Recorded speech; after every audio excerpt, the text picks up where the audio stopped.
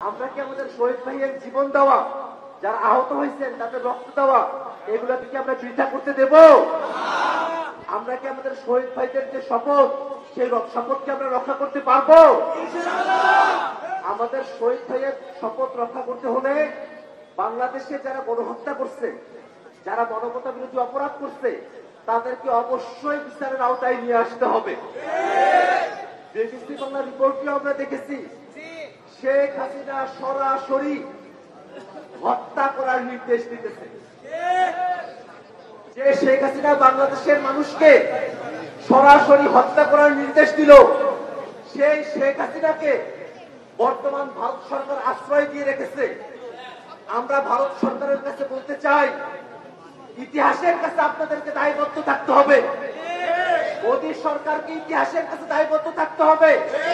একজন গণহত্যাকারীকে, একজন মানবতা বিরোধী অপরাধীকে, গুম ঘুষপায়ারকারীকে ভারতে আশ্রয় দিয়ে বাংলাদেশের মানুষের সাথে বিএনসিপি করার দায় মোদী সরকারকে নিতে হবে।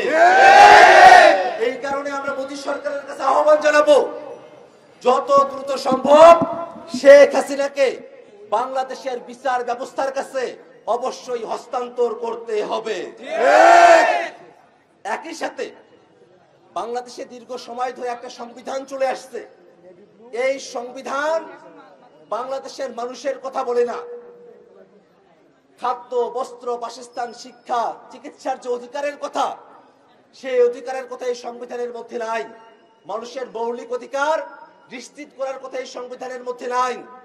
আমরা 50টা বছর পেরিয়ে হয়ে গেছে, আমাদের সংবিধানের মধ্যে জনগণের ভাত কাপড়ের অধিকারের কথা লেখা থাকবে এমন একটা সংবিধান আমরা চাই। এমন সংবিধান থাকবে যেই সংবিধানে বাংলাদেশের মানুষের কথা থাকবে, ধর্মীয় সম্প্রীতির কথা থাকবে, সেকুলারিজমের নামে ইসলাম বিদ্বেষ, ধর্ম বিদ্বেষের কথা ওই সংবিধানের মধ্যে থাকবে না। এই সংবিধান প্রণয়ন করতে হলে আমাদেরকে গণপরিষদ নির্বাচন আয়োজন করতে হবে। সে কারণে সংস্কার, বিচার এবং নতুন সংবিধানের দাবিতে সারা দেশব্যাপী এনসিপির যে জুলাই পদযাত্রা চলছে, এই জুলাই পদযাত্রার বার্তা আলমডাঙ্গা, চুয়াডাঙ্গার প্রত্যেকটা ঘরে ঘরে আপনারা কি পৌঁছায় দিবেন? ইনশাআল্লাহ। ইনশাআল্লাহ। এনসিপির কার্যক্রমকে এগিয়ে নেওয়ার জন্য আপনাদের এলাকায় জাতীয় নাগরিক পার্টি এনসিপির যুগ্ম সদস্য সচিব মোল্লা মোহাম্মদ ফারুক এহসান আছেন।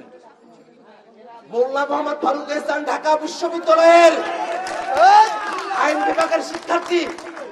মোল্লা মোহাম্মদ ফারুক এহসান আমার বন্ধু। আমরা একসাথে হাসিনার ফ্যাসিবাদের বিরুদ্ধে দীর্ঘ সময় ধরে আমরা লড়াই করে এসেছি।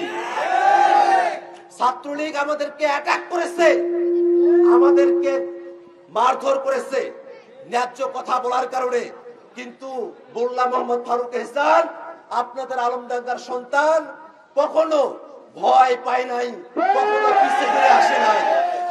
মোল্লা ভাই, মোল্লা ভাই, কথা বলি, 24-এর আন্দোলনের সময়টাতে আমাকে যখন রিমান্ডে শাহবাগ থানায় রাখা হয়েছে, শাহবাগ থানার গারদ থেকে শাহবাগ থানার গেট হয়ে রাস্তা দেখা যায়।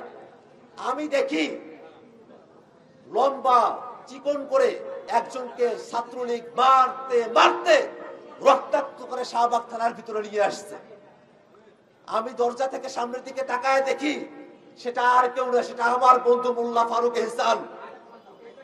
ছাত্রলীগ তাকে মারতে মারতে শাহবাগ থানায় নিয়ে এসেছে।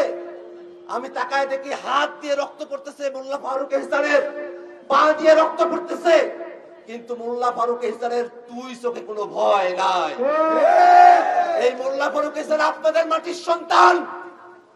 হাসিনার পতনের জন্য তার গায়ে রক্ত ঝরাইছে। সেই মোল্লা ফারুক এহসান এই আলমডাঙ্গাবাসীকে নিয়ে কাজ করতে চায়। আপনারা কি মোল্লা মোহাম্মদ ফারুক এহসানের সাথে আছেন? আপনারা কি এনসিপির সাথে আছেন?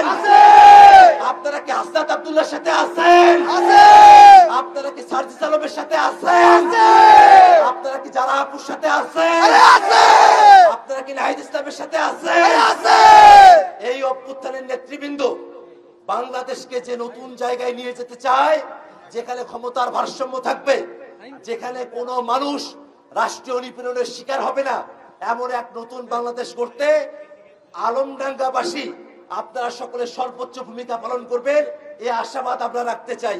একই সাথে আলমডাঙ্গার সর্বস্তরের মানুষেরা আপনারা যারা এখানে উপস্থিত হয়েছেন, জাতীয় নাগরিক পার্টি এনসিপির নেতা কর্মীরা এখানে এসেছেন, জাতীয় যুব শক্তির নেতা কর্মীরা এসেছেন, আমাদের ছাত্র ভাইরা আপনারা এসেছেন, আমাদের মা বোনেরা এসেছেন, আমাদের মুরব্বীরা এসেছেন। আপনাদের সকলকে আবারও জাতীয় নাগরিক পার্টি এনসিপির পক্ষ থেকে শুভেচ্ছা জানিয়ে আমরা আমাদের আজকের আলমডাঙ্গার পথসভা এখানে সমাপ্ত ঘোষণা করছি। ইনকিলাব জিন্দাবাদ।